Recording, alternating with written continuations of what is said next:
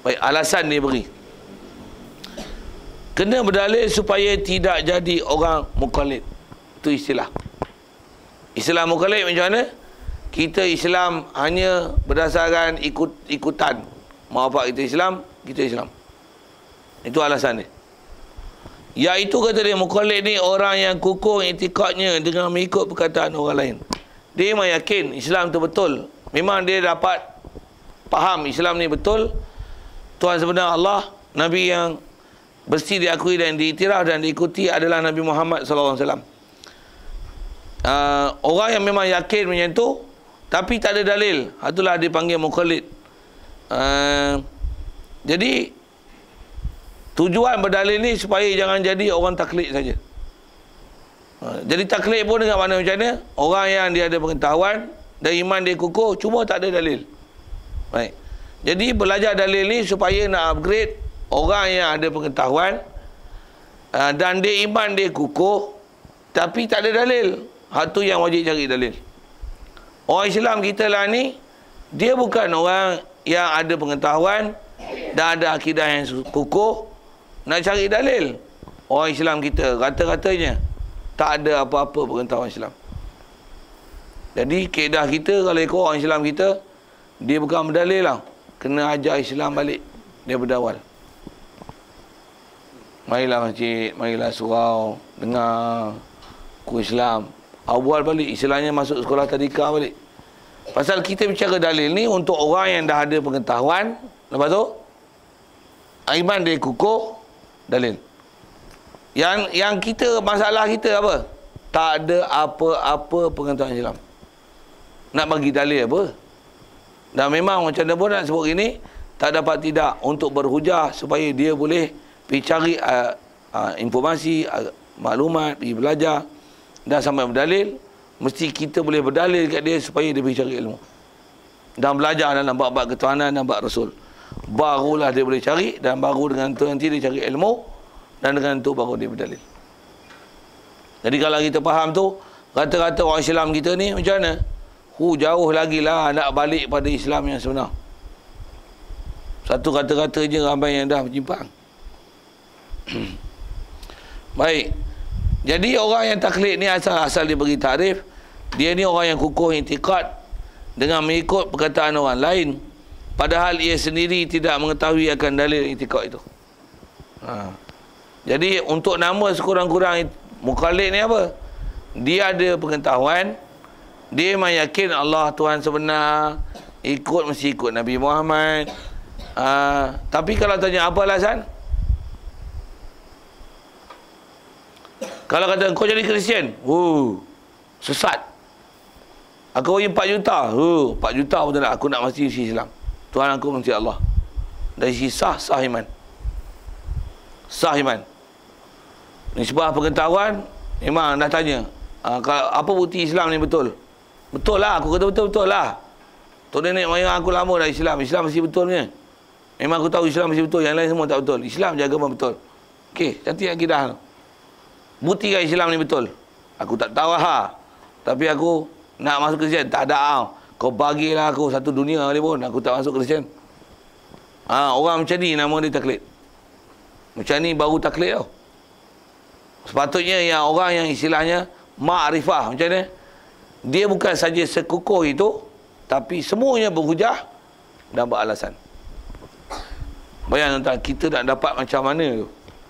Yang sepatutnya yang baru kita upgrade istilahnya orang arif dalam bab ketuhanan dan bab kerasulan.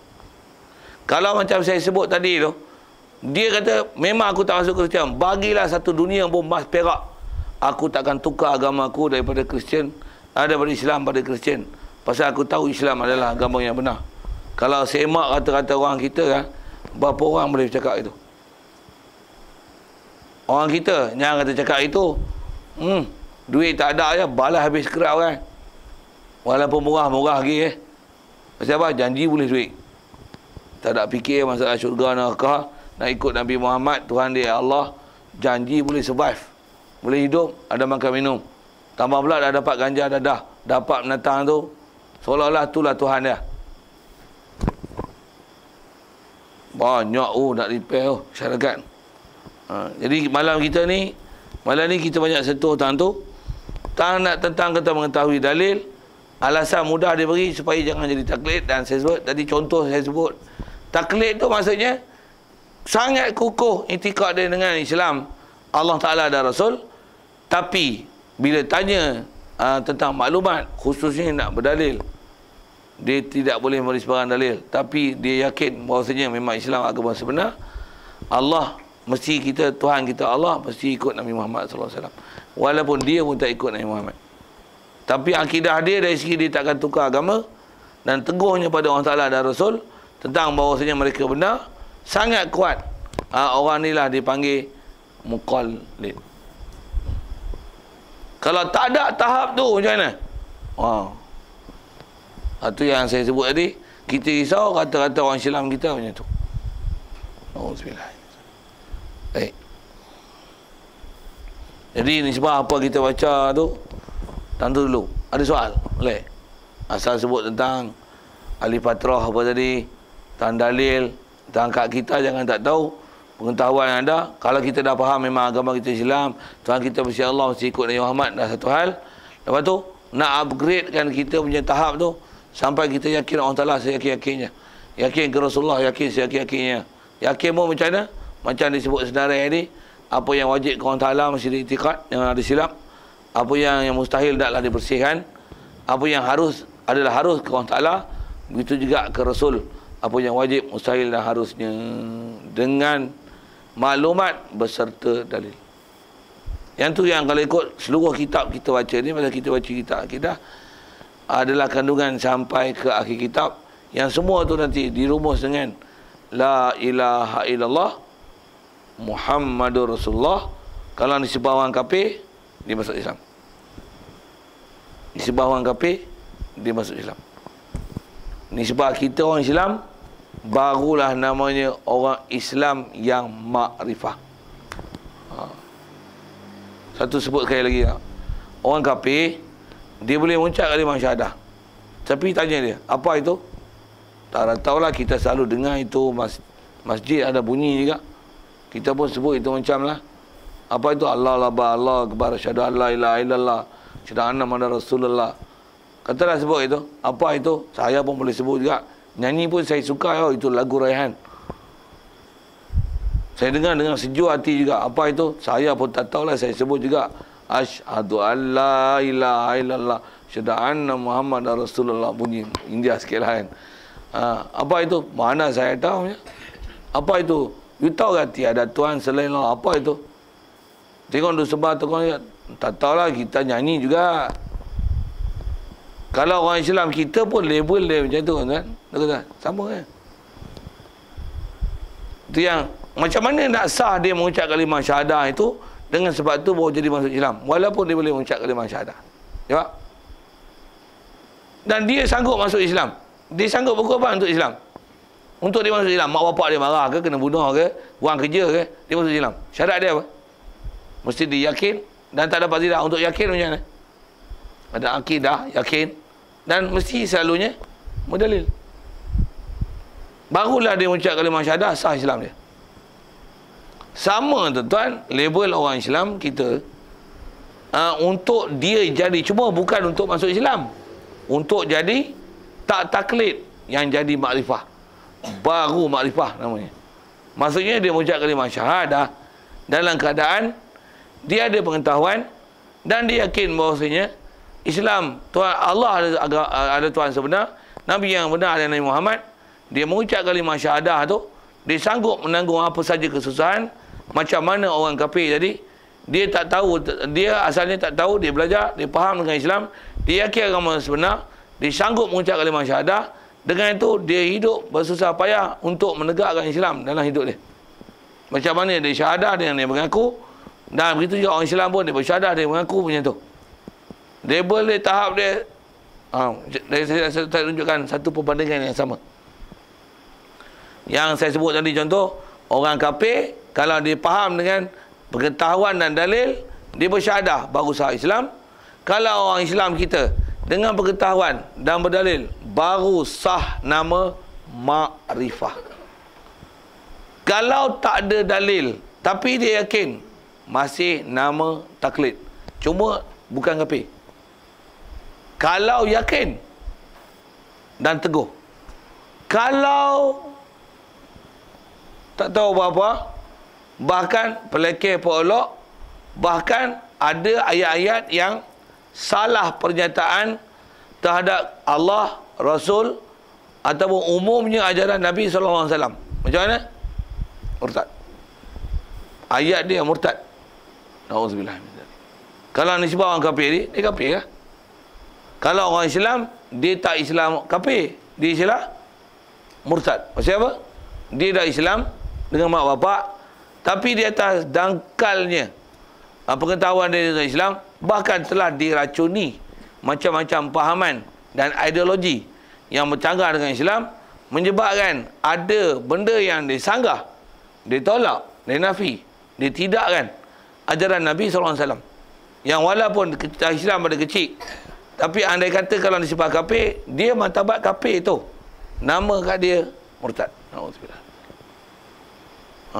Jadi atas kita bicara taklid-taklid ni, yang dengan ada dalil tu baru keluar pada taklid, baru tahap istilahnya orang kafir baru masuk Islam yang mu'alaf. Mu'alaf kan? Maksudnya orang Islam yang memang beranak daripada Islam, lepas tu baru belajar tentang Islam, boleh berdalil, mengucap kalimah syahadah dengan faham dalil, barulah nama makrifah. Banding dengan orang kafir yang asal tak tahu Islam, belajar Islam, dia dapat pengetahuan Islam, berdalil kata Islam ni betul, mengucap kalimah syahadah, masuk Islam. Kalau kita punya bahasa, gunakan bahasa mu'alaf, sama taraf dia, baru mu'alaf masuk Islam. Cuma kalau ikut mu'alaf ke tu, kalau atas istilah mu'alaf dengan mana orang yang masuk Islam yang do'if, bukanlah. Tapi saya nak sebut istilah mu'alaf yang kita selalu pakai dengan mana orang baru masuk Islam. Kalau orang Islam kita tadi yang dengan pengetahuan dan dalil, istilahnya baru dapat makrifah. Kalau disebut orang kafir jadi baru masuk Islam. Dan baru kita akan tengok, baru dia bersusah payah cari agama. Jadi kata-kata orang Islam kita macam mana? Masih taraf. Cuma dia Islam nasib baik pasal mak bapak dia Islam. Cuma paling kita takut yang saya sebut tadilah, yang takut-takut ada perkataan yang boleh mengeluarkan dia daripada Islam. Itu yang disebut kita kena belajar dalil ni supaya keluarkan kita daripada hukum taklid. Siap. Khilaf ulama pada mukallid. Saya tangguh situ.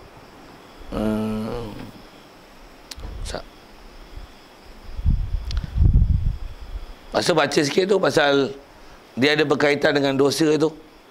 Nanti bawa ke belakang, bawa tengok tentang ijmali, tafsili, huraian ke dalil. Masa baca sikit. Khilaf ulama pada mukallid. Okey, tajuk dia nak cerita tentang orang mukallid yang saya sebut dengan definisi tadi tu. Yang dia memang yakin maklumat ada, tapi tak ada dalil. Dari segi hukum cuai pasal tak belajar. Untuk ulama kata macam mana itikad dia. Macam mana pun saya dah sebut tadi, kalau ikut asal mutabatnya sah.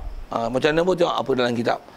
Kata dia telah khilaf ulama pada kafir mukallid. Na'udzubillah.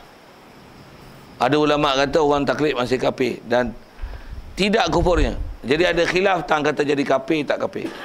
Okey, bagi faham sikit ayat tu. Apa maksud orang mukallid ni kafir? Maksudnya kalau nisbahkan, saya nak nisbahkan pada orang kafir sana. Ni orang kafir.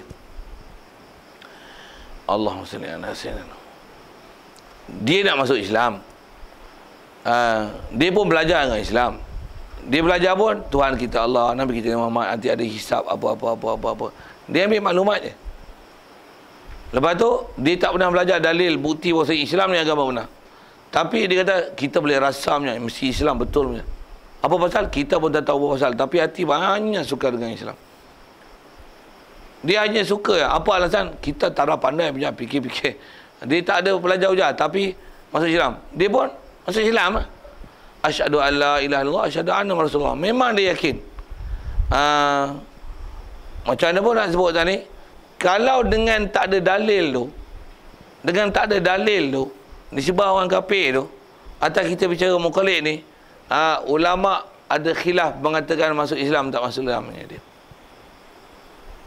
Macam mana pun, dengan yakin tu macam mana? Islam lah tak? Walaupun tak ada dalil. Tapi kalau tak ada dalil lah macam mana? Agak-agak kemai tak? Tak kemai. Apatah lagi masuk Islam pasal nak kahwin. Masuk Islam pasal kahwin je sebenarnya. Ni pun Islam pasal apa? Pasal mak bapak je Islam sebenarnya. Okey. Macam mana pun, saya nak banding yang ke situ. Jadi atas kata mukallid tadi, yang kalau dengan saya sebut dengan contoh, kalau ditanya tadi, kau nak jadi Kristian tak? Aku bagi mah penuh langit bumi pun aku tak masuk Kristian lah. Islam mesti betul. Nak mampu apa tak nak jadi Kristian? Apa bukti Islam betul? Aku ujah-ujah aku tak pandai. Tapi aku tahu mesti Islam betul. Aku mesti Islam je. Aku tak jadi Kristian nak bagi apa pun. Takkan aku tukar agama. Yang tu pun ulama kata apa? Khilaf. Kafir tak kafir. Siapa kafir tak kafir khilaf? Jawab. Tak mana? Apa pasal boleh jadi khilaf ni? Dia yakin. Memang yakin. Tapi tak ada dalil tu. Tak ada dalil tu. Ada khilaf ulama kata kafir. Baik. Maka kaul yang sahih bahawasanya mukallid itu mukmin. Yang kuat kata beriman. Tapi sama sikit. Mukmin serta berdosa. Berdosa. Berdosa apa? Jawab. Cuai tak pergi belajar.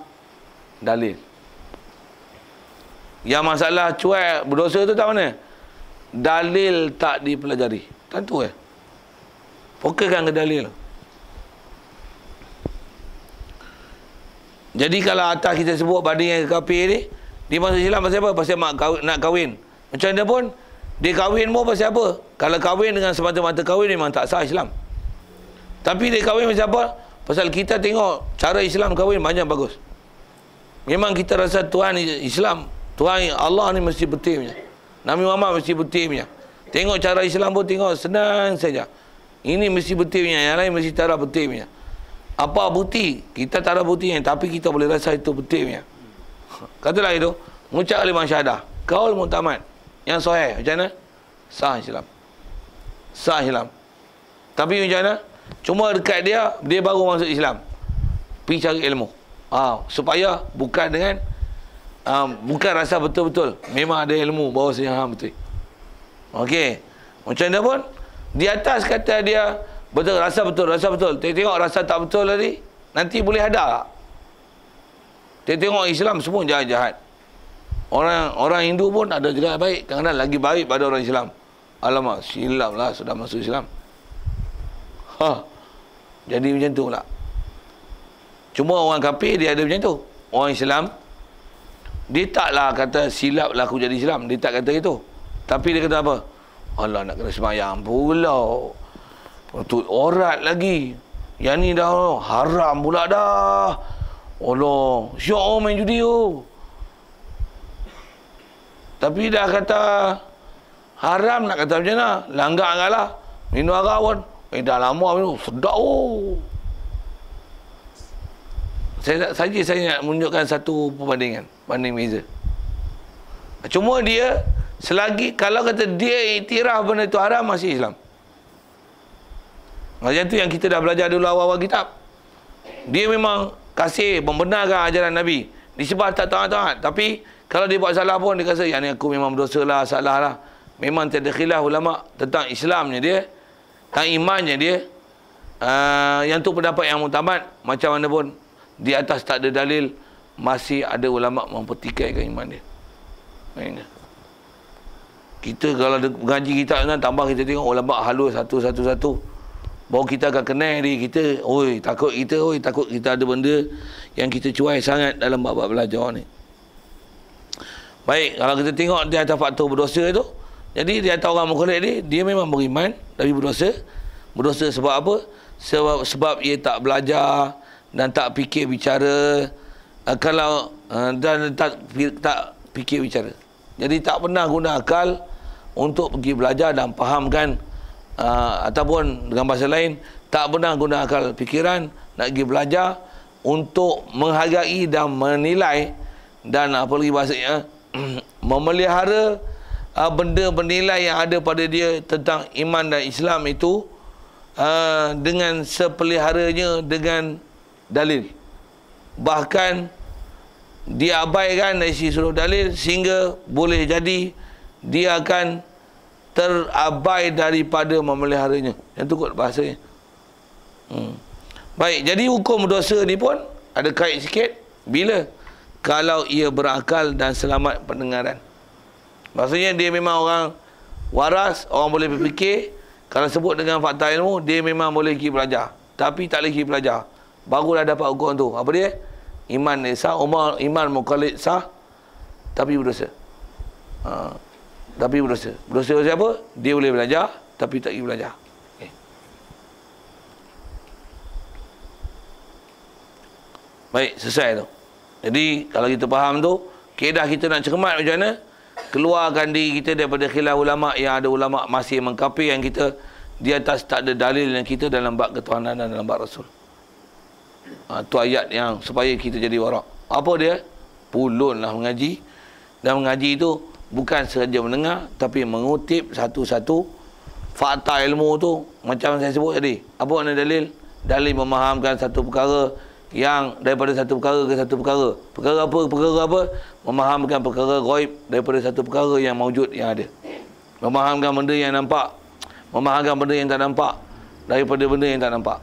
Dan nak dapat itu, dia bukan benda semudahnya untuk dapat. Dia perlu betul-betul lumus untuk dapat kemahiran dan kepakaran memahamkan benda yang ghaib daripada benda yang nampak. Dan dia mesti dengan proses ilmu dan belajar. Sedikit saya sebut, bandingkan macam mana? Saya sebut dah bandingkan tadi. Ada benda-benda yang common knowledge kat kita, yang saya sebut bendera, kereta bagi lampu. Ada benda senang situ yang kita boleh faham benda ghaib. Macam mana pun ada benda susah. Macam saya sebut di ubat, dia bukan menyembuh, yang menyembuh ialah Allah Ta'ala. Ada benda susah, tak belajar tak dapat. Macam mana pun nak sebut, macam mana proses nak dapat? Tak dapat tidak, dia kena pergi belajar elok dan betul-betul lumus supaya baru boleh faham benda ghaib daripada apa yang nampak. Sekali lagi contoh, susah payah dia tu ialah ibarat macam ni. Satu kes pembunuhan, kita tak tahu siapa bunuh. Dengan apa yang kita nampak dan bahan-bahan yang kita jumpa pada si orang yang dibunuh, dengan hal yang ada pada dia, kita boleh proses cari pembunuh. Dengan pasti itulah pembunuhnya. Senang, jawab. Berapa hari boleh dapat pembunuh dengan hanya tengok orang yang dibunuh? Jawab. Apa saya sebut apa? Nak jadi detektif yang pakar macam tu, berapa hari? Sedarkan diri kita apa yang kita kena belajar. Macam mana kita nak boleh yakin ke syurga sedangkan syurga kita tak pernah tengok? Macam mana nak yakin ke neraka kita tak pernah nampak? Macam mana nak yakinkan dengan azab kubur kita tak pernah masuk kubur? Macam mana nak yakinkan dengan malaikat kita tak pernah nampak malaikat? Macam mana nak yakin dengan Nabi sedangkan kita tak pernah nampak Nabi? Saya nak sebut, bukan perkara senang. Walaupun ada bendanya yang common knowledge-nya, kita beriman tak? Beriman semua. Percaya semua. Yakinlah, barulah. Muka lihat. Apa bukti? Tak boleh bagi. Itu kata tak kuat. Kalau tu kata, tak payah bawa mana-mana. Saya nak sebut, tentulah untuk tunjuk kata kita punya status. Hatta kalau nak sebut, nisbah kuatlah saya sendiri. Kalau nak tengok tu, takut-takut tak keluar lagi pada taklid tu. Saya sebut saya. Satu, kita kena belajar lagi dan lagi. Khususnya nak pergi belajar macam mana nak boleh dapat dalil. Dan dengan harapan kita belajar sambil muzakarah apa-apa ni, lontaran-lontaran macam tu, mudah-mudahan menyebabkan kita semakin cerdik, makin bijak, makin faham, yang makin kuat intikad dan pegangan kita kepada Allah Ta'ala, kepada Rasulullah, umumnya dengan Islam. Bila tu tepat mengikut kaedah Ahli Sunnah wal Jamaah, kita makin usaha untuk memantapkan apa sebenarnya yang tepat, yang benar itu. Okey. InsyaAllah kita sambung nanti dalil isbalik. Soal kalau ada tentang apa kita bicara tentang taklid dan status mereka, dengan sedikit perbezaan dan banding beza tadi. Mudah-mudahan dengan sebab tu kita boleh faham kita punya tahap ni bahaya tak bahaya ke, kurang tak kurang ke, skill ada ke tak ada. Mudah-mudahan Allah Ta'ala hidayahkan kita untuk boleh faham perkara tu, insya-Allah. Ada soal?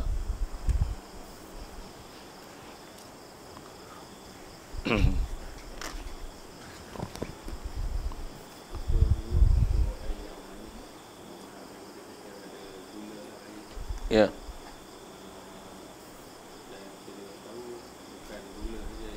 Manis. Ya. Ya. Tu hukum adat. Betul. Kita minum air manis.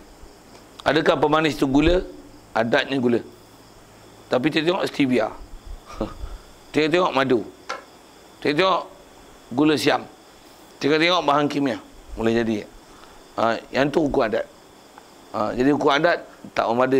Jadi kita memahamkan benda-benda macam tu, bab itikad tak selesai lagi.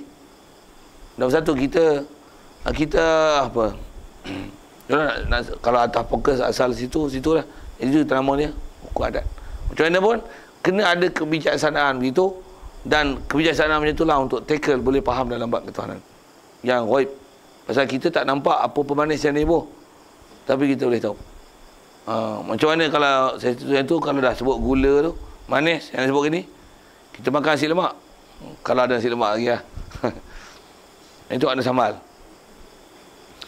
Kita tak tahu apa di dalam sambal, tapi cabai mesti ada. Tak faham sambal tu ada cabai, bodoh nak mampu hal tu. Bodoh hukum adat. Macam mana pun, apa lagi dia bubuh, rasa tak? Belacan ada kuat ni, belacan ni. Gula ni bubuh gula lah macam ni. Boleh tahu sebiji-sebiji. Macam ni ada hitam manis. Macam ni ada hitam sikit. Ni boleh sebut oh. Padahal tak nampak pun. Macam mana pun, hukum akal tu. Tak, masih hukum adat. Masih hukum adat. Macam mana nak akal?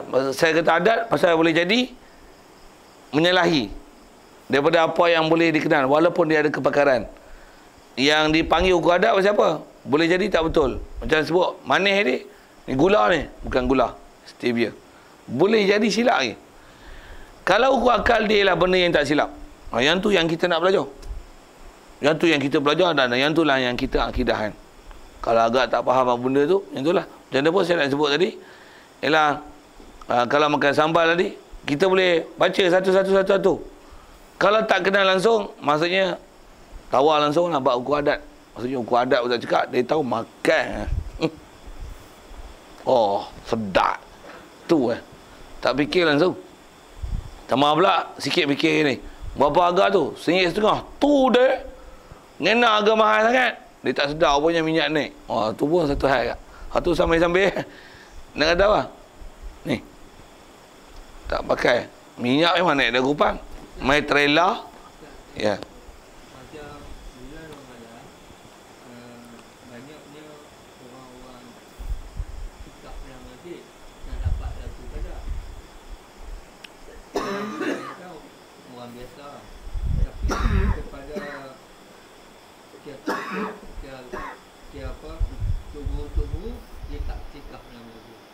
Betul?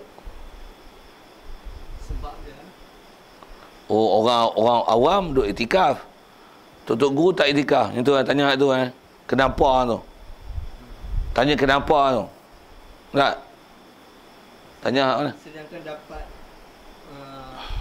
dia tu kadang peganda-ganda tu. Jadi tanya tu pasal apa tu?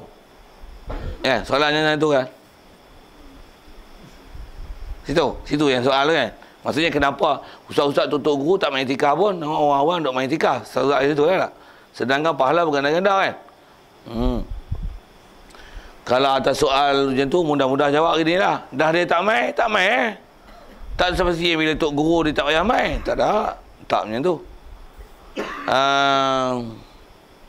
Itu kalau tak jawab mudah macam tu lah. Tak pula dengan jadi tok guru tak payah cari Lailatul Qadar. Cuma nak kata gini, mungkin dia ada satu amalan lain yang dia buat, dengan sebab dia buat tu Hak tu lebih baik daripada dia pergi masjid saja. Pergi masjid pun bukan buat apa, dia orang duduk tidur air pun. Dan memang bukan dengan iktikaf saja untuk mencari Lailatul Qadar. Cuma iktikaf tu dari sisi sudut kita dah dapat kelebihan berada di tempat yang baik. Dah dapat satu sudut. Tapi kalau tak ada pengisian, tak ada juga.